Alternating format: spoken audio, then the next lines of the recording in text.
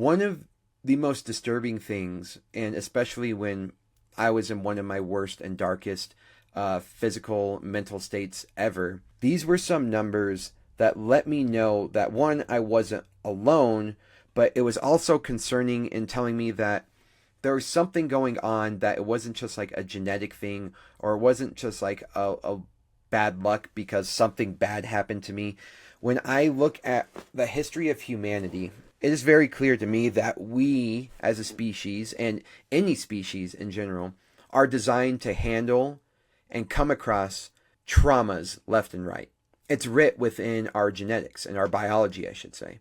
We have survived as a species, for 350,000 years, and our ancestors who are prior to humans, right? Our lineage, our ancestral lineage, argues back millions of years, and all of your ancestors survived. When I say all, a huge amount of your ancestors survived horrible atrocities and traumas in order to get where they are, as well as many other species.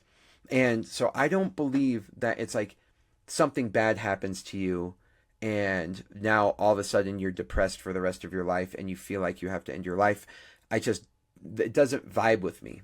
There's a reason why suicide is now the 11th leading cause of death in the United States. In 2022, as you can see here, 49,476 deaths.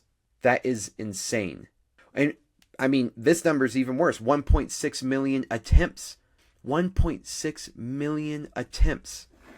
Well, I'm going to pull out my calculator real quick. But if you were to think about that, that means 49,476 divided by 365. That means 135.5. So 135 people a day on average are committing suicide. How is that not an epidemic? And then if we were to go, let's see here, 1,600,000 divided by 365, it's 4,383 people try to kill themselves every day. How is that not like frontline news? If you were to look right here, out of every 100,000 individuals, 14.21 are trying to commit suicide or did commit suicide. Men, and this is something that I'll get into later, but men try to commit suicide, or do commit suicide, rather, sorry. Men died by suicide almost 4 times more than women. And out of all the people who have committed suicide, 68.46, so nearly 70% of suicides in 2022 were white males. That's insane. It's insane that they make up that large of a gap, because if you think of the numbers, slightly less than 50% of the white, community are women, are men and women. They're split in half. So just that, and considering now the rest of the demographics, now, I'm getting into the numbers thing. It doesn't really matter. That's a ridiculous number. So this is a crazy crisis that people are wanting to end their lives. There's something that's going wrong here.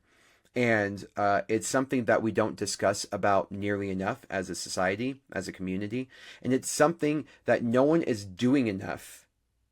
Like, the intervention methods, the current, I would say, culture around this, it's almost like it's being ignored. I haven't heard a single presidential candidate or a single senator, and granted, I don't listen to all senators or congressmen or politicians talk about this. I've barely started hearing it from people like Tucker Carlson, like people who are bringing up issues that politicians wouldn't normally bring up. And if there are some of those cases, I'm sure there are onesie twosies that I'm missing, and that would make me very happy. But the fact that it's not a big, they're more worried about other political talking points, I think, don't weigh nearly as much gravity as the fact that your population is imploding with disease, all the way to the point that people are trying to just end their lives. And this is another terrifying metric right here. 1 in 8 people live with a mental health condition. Okay, so 1 in 8 people, that is 12.5%. So let's think about this. The school master class has 919 members. Okay? With 8 admins. So let's say not including the admin. Here, let's go here. So 919 members times 0.125 here. That means almost 115 of you within the school master class. If I were to go off the statistics, maybe that you guys are just an exceptional crew because it's like pulling from a certain demographic, so it's not as accurate. But I'm willing to guess this number's not that far off. 115 of you are suffering from a mental illness. You are not thriving, and your daily life is affected. That means your daily life is affected because something is going wrong in the physiology of your brain. That, to me, I'm speaking, if everybody watches this, I know they won't, but let's imagine a world where everybody watches this in this community. That means I'm talking to 115 people who are suffering. And out of those people who are suffering, I know that you've seen doctors. I know that you've seen therapists. I know that a lot of you have sought a lot of help, and it just makes things even more discouraging because a lot of the time the medication won't help. The talk sessions might help for a little bit, but it's like the slow decline. I get it. I've been there. And everybody tells you not to Dr. Google, which can go both ways. And I've been there. For 10 years, I was going to every single specialist. I was going to every doctor for every little thing because I just had enough, and I knew that I wasn't going to live much longer. I have 4 kids, and I knew I wasn't going to live much longer, and I didn't want to do that to my kids. So I know that there are a lot of people, potentially 115 people in this group, who need help. And I know how to help them. I know how to help you. I believe, like I said, I have the most effective intervention method for people who are suffering with mental illness and chronic illness.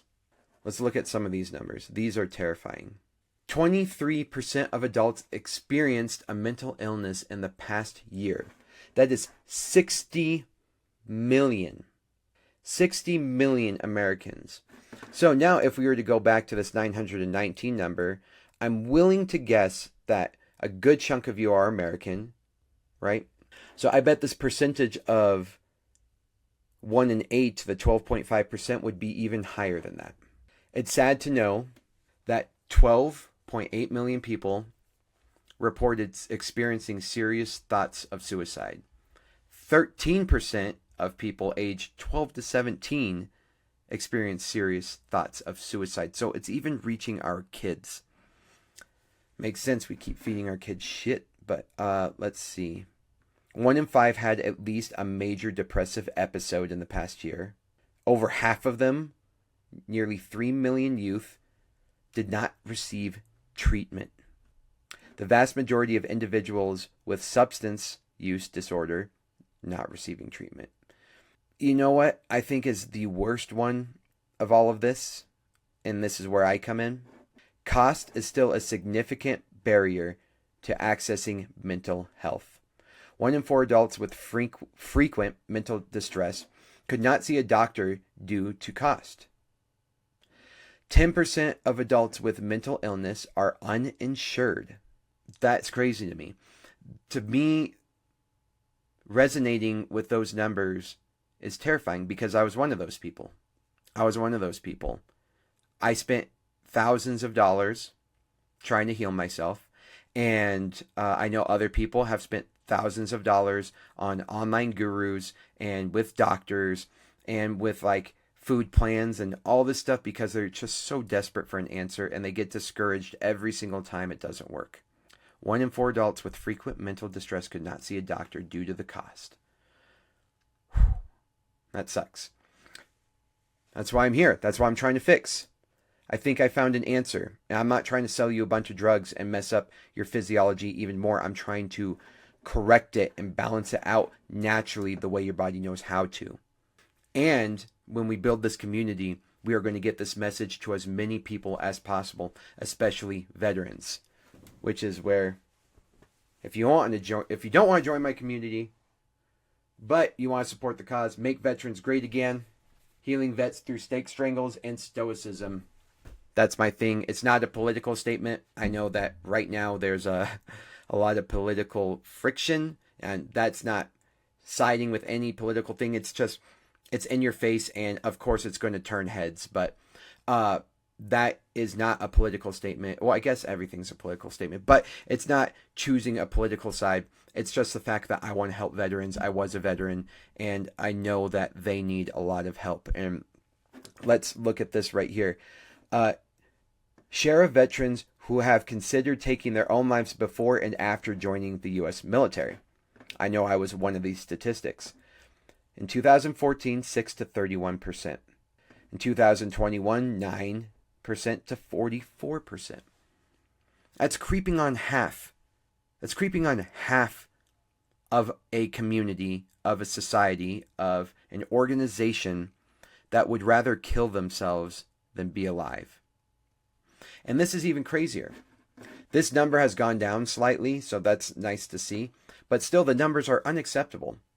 There are 6,146 veteran suicides, which averages to 16.8 every single day. How are these numbers even remotely acceptable? And how in the last 20 years have the intervention methods not gotten any better or been taken more seriously? It's just like, here's the same old pills. People love you. The world is better with you in it. Which, by the way, let me go ahead and say this. The world is better with you in it, and people do care about you. And don't, when you listen to this, don't all of a sudden make a sudden change to switch over to carnivore overnight and throw away all your SSRIs or other medication.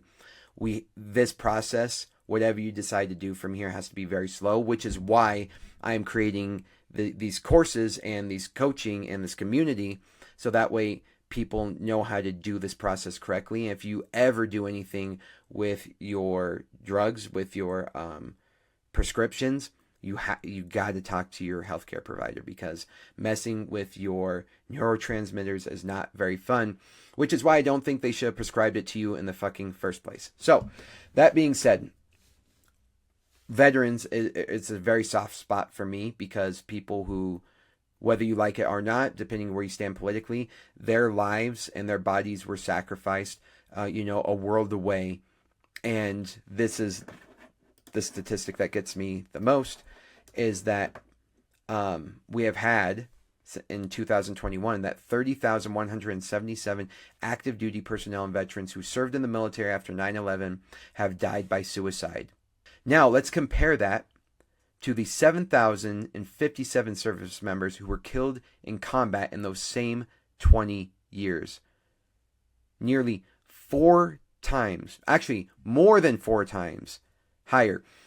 When you join the military, you're more likely to die at your own hands than from a terrorist or from somebody overseas or an enemy of the United States, a combatant, whatever you want to say.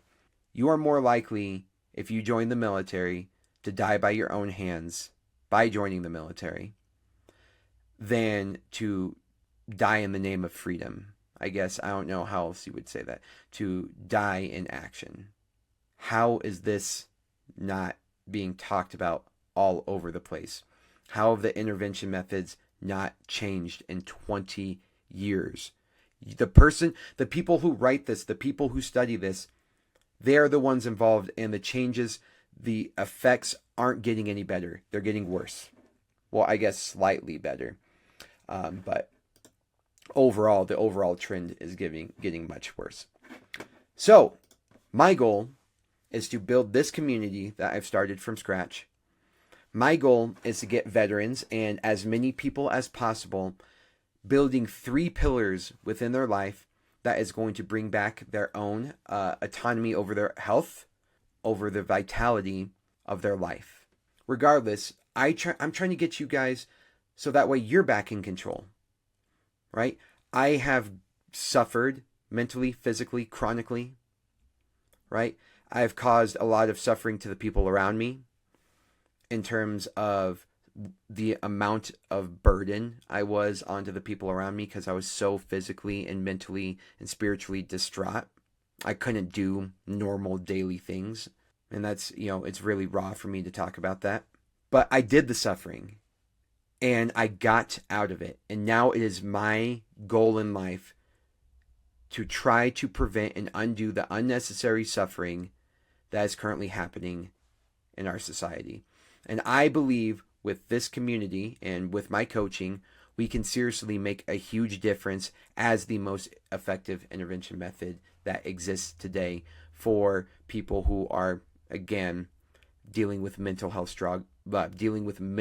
health crises, struggles.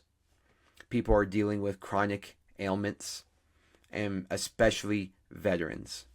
So I call it with steak, strangles, and stoicism, right? And that being said, with a proper human diet, which is carnivore, and there's lots of reasons I can get into that. But again, just switching your diet overnight is not very likely, and you could fail if you do this transition wrong. So I've made all the mistakes. So I'm here. I've done as much research as I possibly can. I've talked to the smartest humans in this field over and over and over in order to make sure I'm getting these things right. Strangles Jiu Jitsu, right? One of the only reasons I'm alive right now is because through that struggle, that those dark 10 years that I just don't even want to relive, but I have to every day so that way it doesn't, control me, was jiu-jitsu and a combat sport. And I think that's one of the greatest ways to balance out the physiology that is currently running, what's like a Tasmanian devil in your brain right now. I don't know if that's it's causing chaos in your brain. And I believe that getting back to our roots of our ancestors, especially with the carnivore diet, but with something like jiu-jitsu, simulating combat in a safe environment, activating that kind of like fight or flight and learning that you're safe in even the most dangerous of situations, and taking control over your own self-defense and protection, so on and so forth. I think jiu-jitsu is one of the most empowering things that you can do for yourself. And especially for combat veterans, I think it is essential that you get involved with Brazilian jiu-jitsu. And now I have created a course as a competitive black belt, somebody who used jiu-jitsu to heal and save my life. I've created this classroom for you to help bridge that gap. I don't want there to be any excuses or any sort of barriers and hindrances of you getting started in something that's going to help so much. And then stoicism, which is we're going to get into, which I really like because it's a non-dogmatic, doesn't require any belief. It's just simply like a chart, an equation almost, to help guide important decisions in your life, the ones that may seem minuscule or differential. Like these arbitrary decisions have huge impacts on your life, and then they also help with those big decisions and pointing yourself in the right direction. So making sure that we have methods, and we have intervention methods rather, that are going to help with your mental state, your physical state, and your spiritual state. And if all those are in equilibrium, you are going to live an optimal life. And that is my belief. And those are the three pillars. If you have three strong pillars, let me say that again. If you have three strong pillars that are holding up the structure of who you are, mind, body, and soul, it can be filled with almost anything. When you have that power, when you have that capacity, and you have that control, there's no stopping you anymore. One of my favorite quotes, I want people to become millionaires, not so that they could have $1 million, but so they could be the man who knows how to make $1 million. And that resonates with me really almost every day. And I want to accomplish these goals. I want to go through these struggles. I did go through these struggles. So that way I am the man who can provide and knows these routes and these avenues in order to help as many people as possible. So, and if you made it this far, thank you so much for watching. I noticed in these school groups and communities, almost every single person I look at is like making as much money as I can. Here's how you're going to make money. Here is how you're going to optimize your YouTube and make money. And it's always some route to making money. Which, yes, I see that people value money, obviously, and we should value it. But that's not my goal. My end goal isn't money. My end goal isn't to brag about how much money I've made. My end goal is resources and my ability, my capacity, and my utility to spread this message. My goal in life is to spread this message. There's too much unnecessary suffering caused by a corrupt system that is feeding off of you, the consumer, in order to make a profit, and your health is the collateral damage of that. And I think that is horseshit. And so my goal, even if I'm not doing a very good job of it, is to fight back against that, to create as much volume and waves that we can at least maybe start to balance out the misinformation that's out there. Because the powers that be are much stronger than me. The food companies are owned by some of the most demented and corrupt people that you could find. And when you start to learn, if you watch my channel, when we start talking about what that's all about, the history of your food, what your food is all about, and how it's actually not food, and how it's designed to keep you in a system of being sick, and as well in the medical system, which all used to be like conspiracy theory, but now it's like we have documents showing this, showing how doctors sold out. So anyway, as the channel goes on, I'm going to get into that. But my goal is to build this channel and to create this support and create income in order to provide that message, the means to create that message into something that can, I guess, travel across the world in order to educate people and to help them. So that's what this community is all about. Thank you so much. I know this was a long video, and I'm very sorry if like this was kind of taboo, but I really enjoyed playing with Loom. I know this was kind of like a darker topic, but this was the next topic that I was going to record in my YouTube series, and I wanted to use Loom to do it. And now I can get a lot of feedback and a lot of criticism from you guys that is going to help me. So I'm hoping so, at least. So anywho, 3 friends. I'm going to, tomorrow I'll probably invite 3 friends to my group. And then I'm inviting all of you, my new, 919 friends, which I know 115 of you are probably more, based on the other numbers, are somebody who could use my group, especially as it builds. So that being said, I just finished one of these today, and I'm very excited to continue to learn how to build to reach as many people as possible, and to be known as the most effective, to be the route as the most effective intervention methods for the current health crises that are currently happening in the modern and developing world. So thank you so much, everybody. I am the Combat Carnivore. My name is Chad. And I'll see you in the group. And I look forward to seeing your comments and criticisms. There's probably going to be a lot of this video. And like I said, if you made it this far, love you. Thank you.